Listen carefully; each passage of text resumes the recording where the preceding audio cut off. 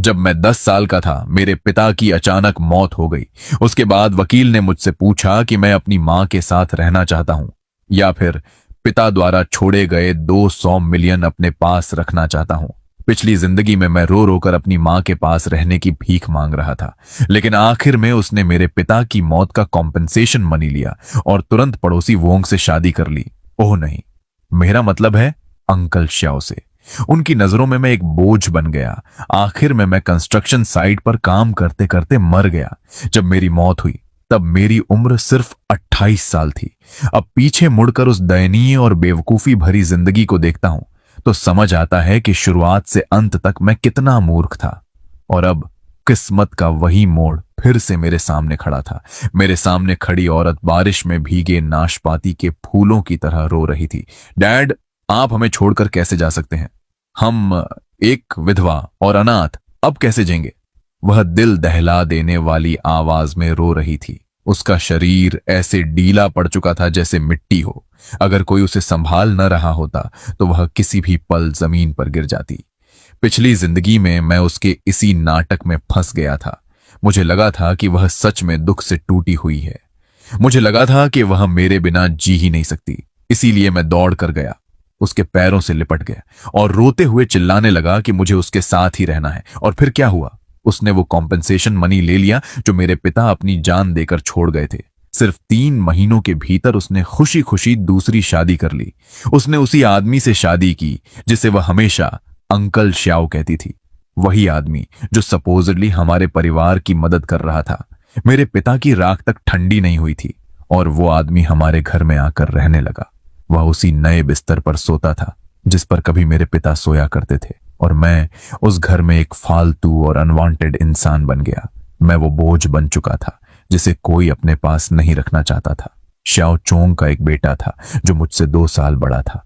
उसे खुश करने के लिए मेरी माँ मुझे कांटे की तरह ट्रीट करती थी। लियोन मुझे बेरहमी से मारता डांटता था। मेरे पिता द्वारा छोड़ा गया पैसा उनके पूरे परिवार के ऐश करने का जरिया बन गया। वही पैसा मेरे सौतेले भाई के लिए लड़कियां पटाने और अपनी अमीरी दिखाने का टूल बन गया। और मैं अपनी स्कूल फीस भरने के लिए कचरा इकट्ठा करता था। हाई स्कूल पूरा होने से पहले ही मुझे काम पर भेज दिया गया।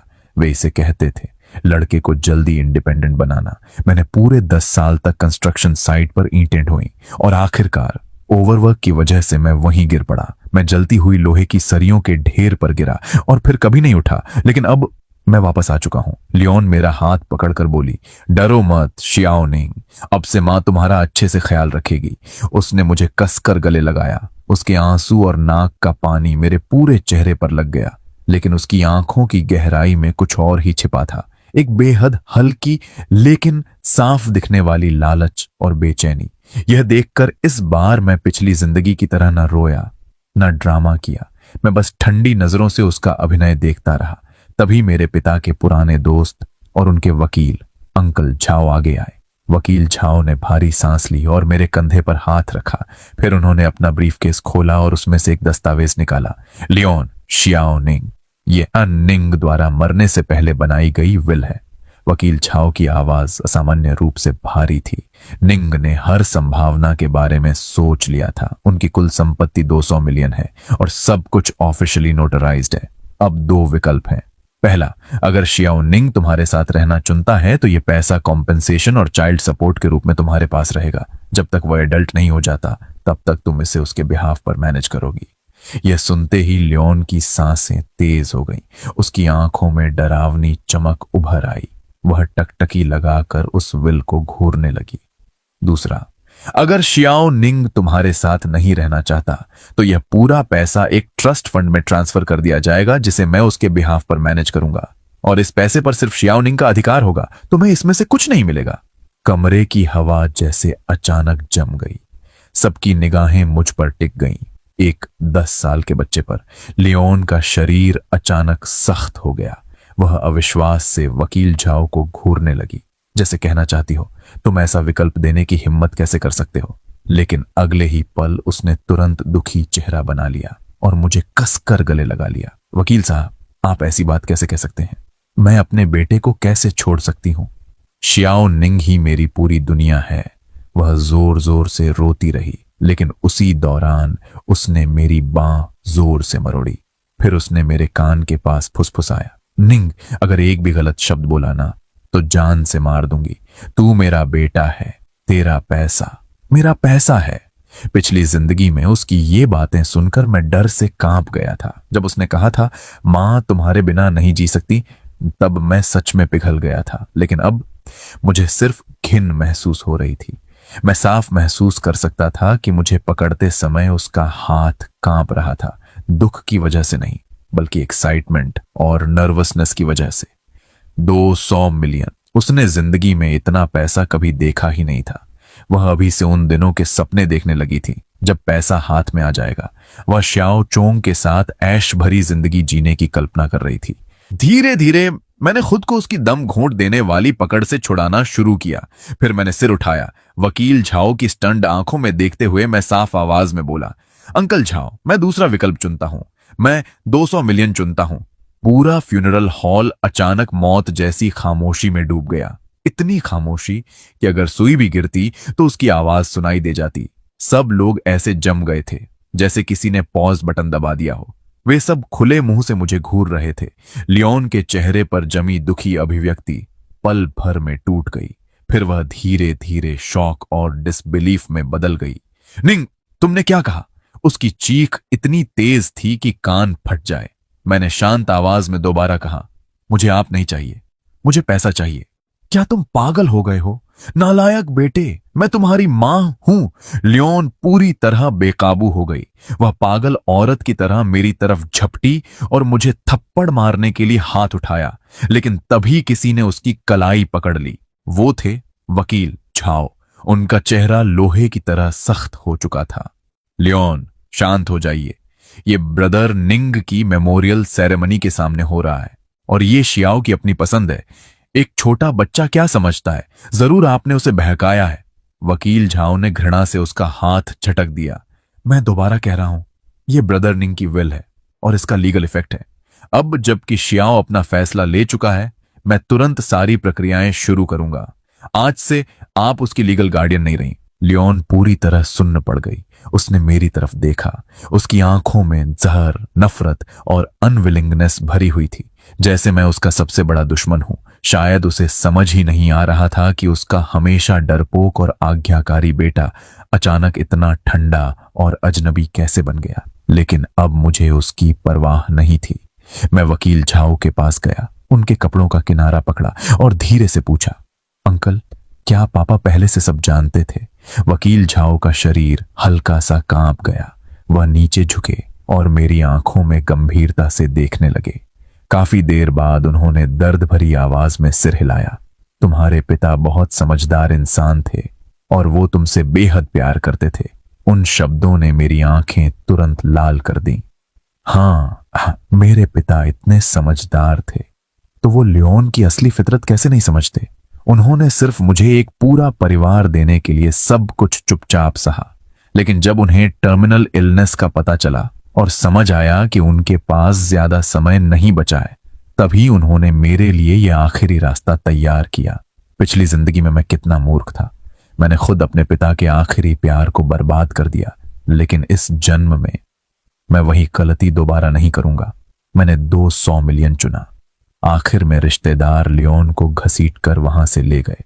जाते समय उसकी आंखों में जो जहरीली नफरत थी, मैंने उसे हमेशा के लिए अपने दिल में दर्ज कर लिया। लेकिन मुझे फर्क नहीं पड़ा। जिस पल मैंने अपना फैसला लिया, उसी पल हमारे बीच का मां बेटे का रिश्ता खत्म हो चुका था। अब सिर्फ नफरत बची थी। वकील झाओ मेरे गार्डियन बन गए। वो एक ईमानदार और भरोसेमंद इंसान थे। पिता का फ्यूनरल खत्म होने के बाद वकील झाओ मुझे अपने घर ले गए। उन्होंने मेरे सामने लंबी इन्वेस्टमेंट लिस्ट रखी। ये सारे प्रोजेक्ट्स हैं जिन पर तुम्हारे पिता और मैंने उनकी मौत से पहले रिसर्च की थी। लेकिन मैंने सीधे आखिरी पन्ना खोला। अंकल झाओ, इन शुरुआती प्रोजेक्ट्स को बेच दीजिए।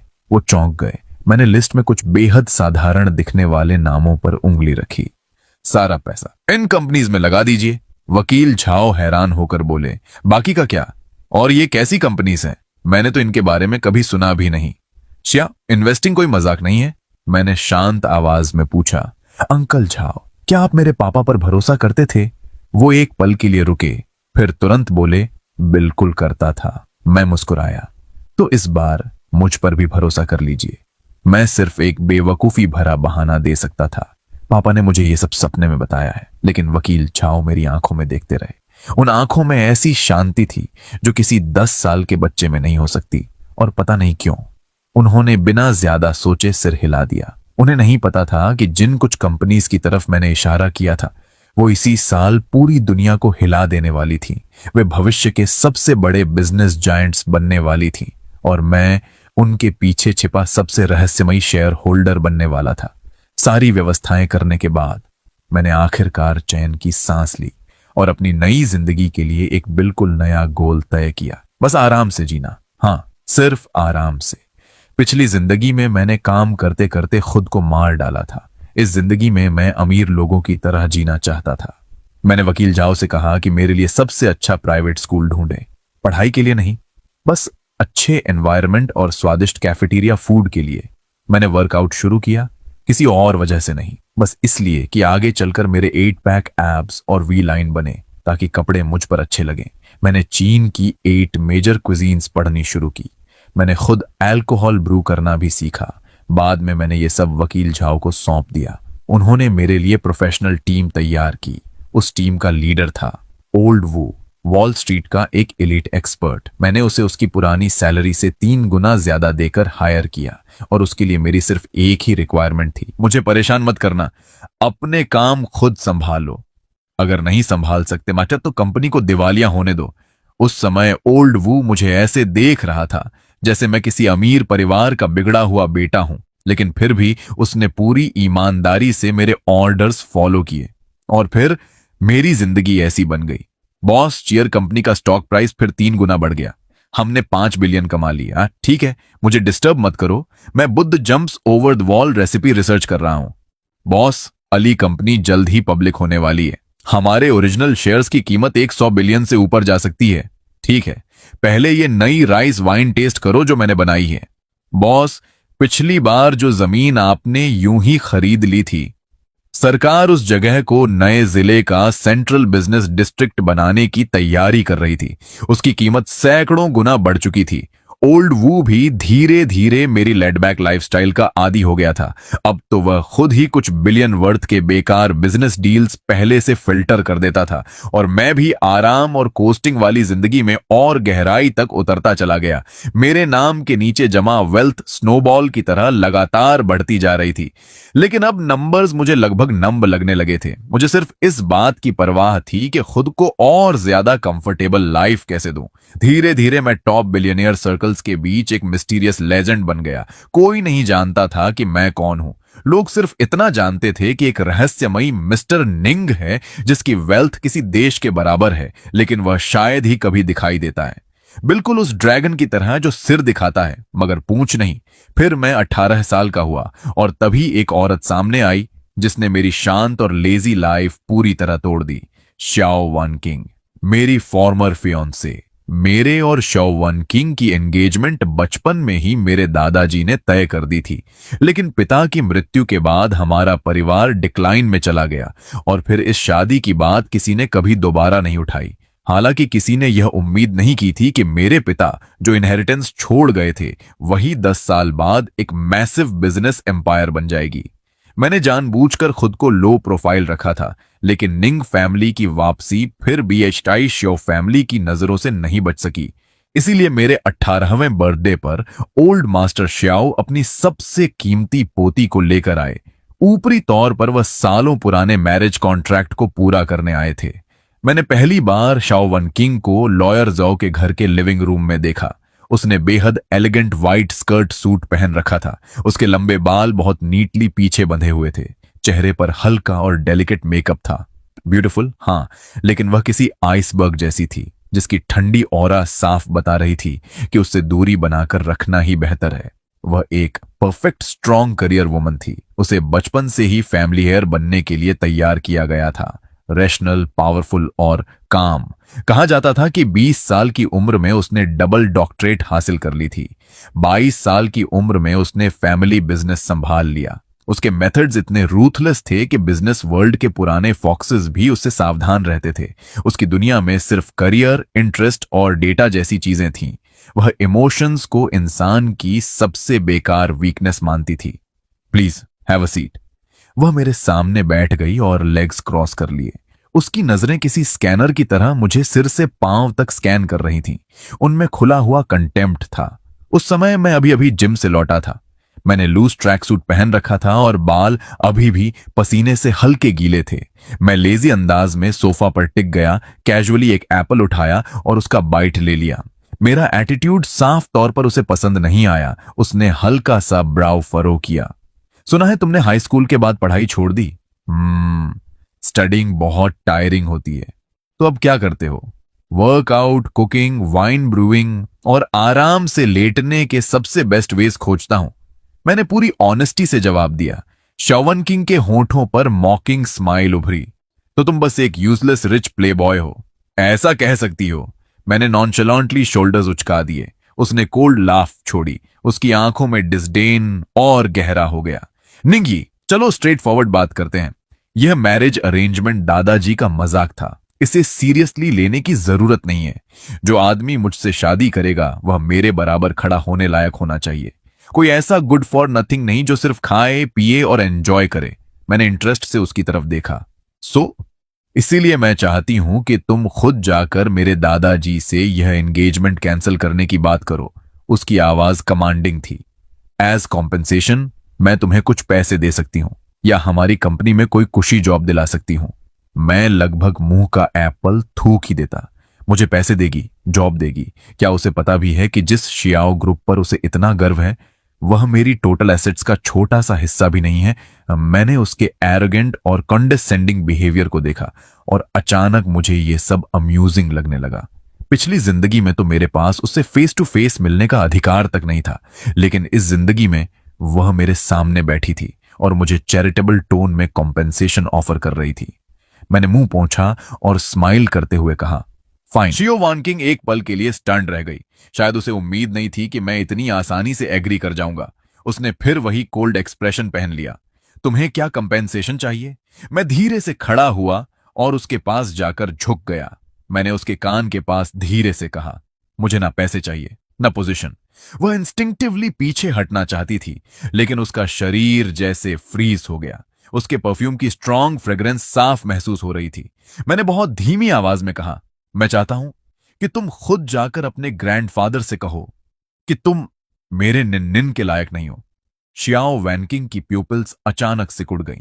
शायद उसने अपनी पूरी जिंदगी में कभी किसी को उससे इस तरह बात करते नहीं सुना था। उसने मुझे जोर से धक्का दिया और तुरंत खड़ी हो गई।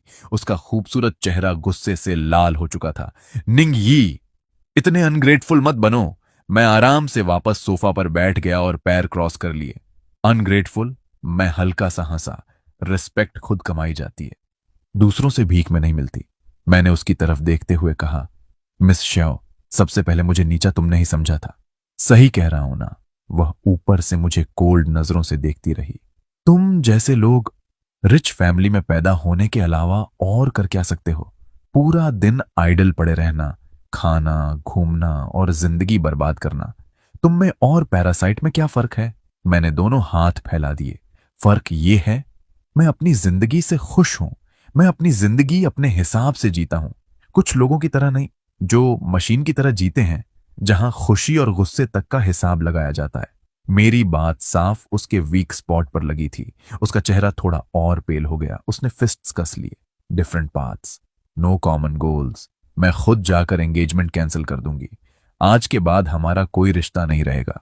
ये कहकर वह मुड़ी और बिना पीछे देखे बाहर चली गई। उसकी प्राउड बैक देखकर ऐसा लग रहा था जैसे कोई व्हाइट स्वॉन हारने के बाद भी सिर झुकाने से इनकार कर रहा हो। थोड़ी देर बाद लॉयर जो स्टडी रूम से बाहर आया, उसके चेहरे पर चिंता साफ थी। यंग मास्टर, क्या आपने कुछ ज्यादा इंपल्सिव बिहेवियर नहीं कर दिया? शाओ फैमिली की इन्फ्लुएंस कैपिटल में बहुत बड़ी है, मैंने बेपरवाही से कहा। अंकल जो, टेंशन मत लीजिए। एंगेजमेंट तोड़ना उसी का फैसला था। मैंने उसे फोर्स नहीं किया। और वैसे भी जो इंसान अपनी शादी तक डिसाइड नहीं कर सकता, वह जिंदगी में ज्यादा दूर नहीं जाता। मैंने उस डायरेक्शन में देखा जहां शियाओ वानकिंग गई थी। मेरी आंखों में कोई इमोशन नहीं था। पिछली जिंदगी में वह आसमान में चमकते चांद जैसी थी। मेरे पास उसे ऊपर देखकर एडमायर करने का हक तक नहीं था। लेकिन इस जिंदगी में मेरी नजरों में वह बस एक पिटिफुल वुमन थी जो फैमिली की चेन्स में बंधी हुई थी। और सच कहूं तो मैं फ्यूचर में उसके टूटे हुए एक्सप्रेशन का इंतजार कर रहा था। वह सीन बहुत इंटरेस्टिंग होगा। एंगेजमेंट वाला मामला जल्दी ही शांत हो गया। शियाओ वानकिंग ने अपना वादा निभाया। कुछ ही दिनों में शियाओ फैमिली ने ऑफिशियली एंगेजमेंट कैंसिल होने की अनाउंसमेंट कर दी और मुझे आखिरकार फिर से शांति मिल गई। मैं अपनी लेड बैक लाइफ में वापस लौट आया। ओल्ड वू का फोन रोज टाइम पर आता। वह रिपोर्ट देता कि आज मेरी वेल्थ कितने स्मॉल गोल्स और बढ़ गई। मेरी पर्सनल एसेट्स अब इतनी बढ़ चुकी थी कि मैं खुद कैलकुलेट करने में लेजी महसूस करता था। लेकिन इसके बावजूद मैं रोज वही सस्ता ट्रैक सूट पहनता और ऑर्डिनरी कम्यूटर कार चलाकर जिम और वेजिटेबल मार्केट के बीच घूमता रहता। तब तक जब तक एक दिन मुझे एक लगभग बंद होने वाली डिजर्ट शॉप में एक एंजल नहीं मिल गई। वह शॉप ओल्ड टाउन की संकरी गलियों के अंदर छिपी हुई थी। छोटी सी दुकान, एंटीक डेकोरेशन और ट्रेडिशनल चाइनीज डिजर्ट्स की खुशबू। दरवाजे पर लगी hand carved wooden sign board ने मेरा ध्यान खींच लिया। Today's special osmanthus flower steamed glutinous rice cake. ये वही डेजर्ट थी जो बचपन में मेरे पिता मेरे लिए बनाया करते थे। मैंने धीरे से डोर पुश किया। ऊपर लगी विंड चाइम मधुर आवाज में बज उठी। अंदर से एक लड़की बाहर आई। वह लाइट सैन कलर का चोंगसाम पहने हुए थी। उसके लंबे बाल कमर तक पहुंच रहे थे। चेहरे पर बिल्कुल मेकअप नहीं था, बस हल्का सा कंफ्यूज्ड एक्सप्रेशन। लेकिन जिस पल मैंने उसे देखा, मेरा दिल एक धड़कन के लिए रुक गया। ये फीलिंग बहुत अजीब थी। वह शाओ वन किंग जितनी ब्रेथ टेकिंगली ब्यूटीफुल नहीं थी, लेकिन वह किसी साफ झरने जैसी थी। Pure, clean, peaceful. सिर्फ उसे देखकर ही दिल शांत हो जाता था। मैंने धीरे से पूछा, क्या अभी भी ऑसमंथ शुगर चेस्टनट केक मिलती है? पता नहीं क्यों मेरी आवाज थोड़ी भारी हो गई थी। लड़की एक पल के लिए स्टन्ड रह गई, फिर उसने हल्की मुस्कान दी। वह मुस्कान ऐसी थी जैसे स्प्रिंग ब्रीज किसी शांत लेक को छू जाए। हाँ, मिलती है, प्लीज बैठ जाइए, मैं अभी लेकर आती हूँ। उसकी आवाज भी बेहद सॉफ्ट और स्वीट थी। मैं विंडो के पास जाकर बैठ गया। कुछ ही देर में वह डेलिकेट पेस्ट्रीज की प्लेट लेकर आई। छोटे प्लम ब्लॉसम शेप वाले चेस्टनट केक्स, ऊपर क्रिस्टल क्लियर ऑस्मांथस सिरप, उनसे स्वीट फ्रेग्रेंस उठ रही थी। मैंने एक पीस उठाकर मुंह में रखा और अगले ही पल मेरी आंखें हल्की नम हो गईं। यही टेस्ट है, एग्जैक्टली वैसा जैसा मेरे डैड बनाया करते थे। दिल के अंदर अचानक वार्मथ भर गई। लड़की उत्सुकता से मुझे देखने लगी। कैसा है? अच्छा लगा? मैंने सिंसियरली कहा। यह बिल्कुल मेरे पिता के टेस्ट जैसा है। उसकी आंखें तुरंत चमक उठीं। रियली? यह रेसिपी मेरी ग्रैंडमदर ने छोड़ी थी। वह कहती थी कि अब बहुत कम लोग ये डिजर्ट बनाते हैं। मैं मुस्कुराया। तुम्हारी ग्रैंडमदर अमेजिंग रही होंगी। वह गर्व से हल्का सा मुस्कुराई। हां, मेरा नाम शिन यूचू है। ये शॉप मेरी है। और आपका? मेरा नाम निंग यी है। उसके बाद हम ऐसे बात करने लगे जैसे पुराने दोस्त हों। बातों बातों में मुझे पता चला उसका परिवार जनरेशन से कुलिनरी ट्रेडिशन से जुड़ा था। उसके एंसेस्टर्स इंपीरियल शेफ्स थे। वह बचपन से ट्रेडिशनल क्राफ्ट्समैनशिप के बीच बड़ी हुई थी। उसे कॉर्पोरेट 9 to 5 लाइफ बिल्कुल पसंद नहीं थी। इसीलिए उसने खुद यह छोटी शॉप खोली थी, बस इसीलिए, ताकि ये ट्रेडिशनल फ्लेवर्स खत्म ना हो जाएं। और हैरानी की बात, उसके वैल्यूज लगभग मेरे जैसे थे। हम दोनों स्लो पेस्ड लाइफ पसंद करते थे और ट्रेडिशनल कल्चर के लिए ऑलमोस्ट स्टबन पैशन रखते थे। उस दोपहर मैं उस छोटी डिजर्ट शॉप में बहुत देर तक उसके साथ बैठा रहा। सनलाइट पर्दों से छनकर उसके ऊपर गिर रही थी। ऐसा लग रहा था जैसे उसके चारों तरफ गोल्डन हेलो हो। मैं उसकी चमकती आंखों को देखता रहा और वह एडोरेबल स्माइल जो उसकी बातों के बीच अनजाने में बाहर आ जाती थी, और मेरे दिल के किसी कोने में कुछ धीरे से पिघलने लगा। ऐसा लगा जैसे मेरे अंदर की कोई खाली जगह भर गई हो। मुझे अचानक एहसास हुआ कि रिबर्थ के बाद जो मेरा दिल पत्थर जैसा कठोर हो गया था, वह धीरे धीरे फिर से धड़कना सीख रहा था। मैं बिना एक भी दिन मिस के रोज वहां जाने लगा। कभी उसके बनाए नए डेजर्ट्स खाने के लिए, कभी उसके हाथों से बनी चाय पीने के लिए, और ज्यादातर समय बस चुपचाप बैठकर उसे काम करते हुए देखने के लिए। वह हमेशा बेहद बिजी रहती थी। पूरी शॉप में सिर्फ वही थी, इंग्रेडिएंट्स तैयार करना, स्वीट्स बनाना, कस्टमर्स को सर्व करना, फिर सब साफ करना, सब कुछ अकेले करती थी। लेकिन उसने कभी शिकायत नहीं की। उसके चेहरे पर हमेशा एक संतुष्ट मुस्कान रहती थी। धीरे धीरे मैंने उसकी मदद करना शुरू कर दिया। पहले डिशेस धोने में, फिर वेजिटेबल्स चुनने में, और बाद में तो उसने मुझे अपने बैक किचन में आने की भी परमिशन दे दी ताकि मैं उसे डिजर्ट्स बनाते हुए देख सकूं। उसकी किचन बड़ी नहीं थी, लेकिन बेहद साफ और व्यवस्थित थी। हर यूटेंसिल अपनी जगह पर करीने से रखा रहता था। काम करते वक्त वह पूरी तरह फोकस्ड रहती थी, बिल्कुल किसी डिवोटेड आर्टिस्ट की तरह। उसकी पतली उंगलियों को साधारण इंग्रेडिएंट्स को खूबसूरत आर्ट पीसेस में बदलते देखना अपने आप में एक सुख था। एक बार मैं उसके लिए आटे की भारी बोरी उठा रहा था। मैं अभी वर्कआउट करके आया था, इसलिए सिर्फ एक टाइट वर्कआउट टैंक टॉप पहना हुआ था। शिन्यू मेरे पीछे खड़ी मुझे देख रही थी। मेरी मसल्स मेहनत की वजह से तन रही थी। उसके गाल हल्के लाल हो गए। निंगी, तुम्हारी बॉडी बहुत अच्छी है। मैंने बोरी नीचे रखी, उसकी तरफ मुड़ा और जानबूझकर चेस्ट बाहर निकाल ली। टच करना चाहोगी? मुझे लगा वह शर्माकर भाग जाएगी, लेकिन अनएक्सपेक्टेडली उसने सच में अपना हाथ बढ़ा दिया। उसकी उंगलियां थोड़ी ठंडी थीं और उनमें ग्लूटेन्स राइस की हल्की मीठी खुशबू थी। उसने धीरे से मेरी एबीएस की ग्रूव्स को छुआ, काफी फर्म। उसकी आंखें ऐसे फैल गईं जैसे उसने कोई नई दुनिया खोज ली हो। उसी पल मेरा पूरा शरीर टेंस हो गया। एक गर्म लहर मेरे पेट से सीधे सिर तक दौड़ गई। 2 जिंदगियां जी चुका था मैं, लेकिन पहली बार किसी लड़की ने मुझे इस तरह टीज किया था। उसके इनोसेंट और क्यूरियस एक्सप्रेशन को देखकर मुझे समझ नहीं आया कि हंसू या रो। मैंने उसका बेचैन छोटा हाथ पकड़ लिया। उसका हाथ इतना सॉफ्ट था जैसे उसमें हड्डियां ही ना हो। मैंने धीरे से उसकी कान के पास झुककर फुसफुसाया। उसका चेहरा तुरंत पके हुए सेब की तरह लाल हो गया। वह जल्दी से अपना हाथ खींचकर बैक किचन से भाग गई। उसकी भागती हुई फिगर को देखकर मैं खुद को हंसने से रोक नहीं पाया। ये लड़की सच में बहुत अडोरेबल थी। हमारी रोज की मुलाकातों के बीच हमारा रिश्ता धीरे धीरे और करीब होता गया। हमारे बीच बातों की कभी कमी नहीं होती थी। फूड से लेकर वाइन मेकिंग तक, कुंकू ओपेरा से लेकर गुकविन तक।